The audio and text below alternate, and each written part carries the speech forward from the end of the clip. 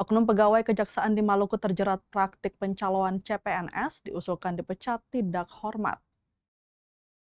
Seorang oknum pegawai kejaksaan di wilayah Maluku terjerat kasus praktik pencalonan seleksi calon pegawai negeri sipil atau CPNS Kejaksaan.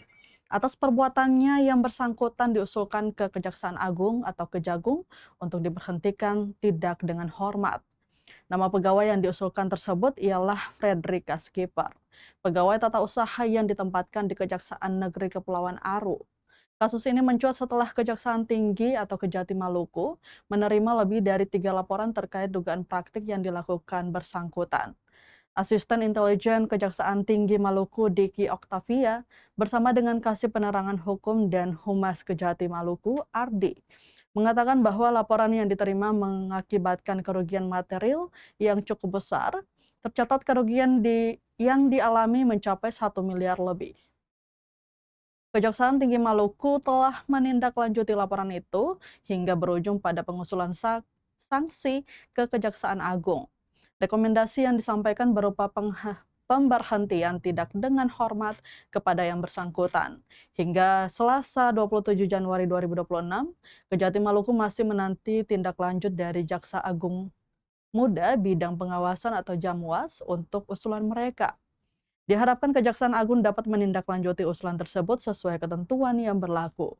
Langkah ini Kejaksaan Maluku menilai penting demi menjaga marwah penegakan hukum dan nama baik institusi kejaksaan.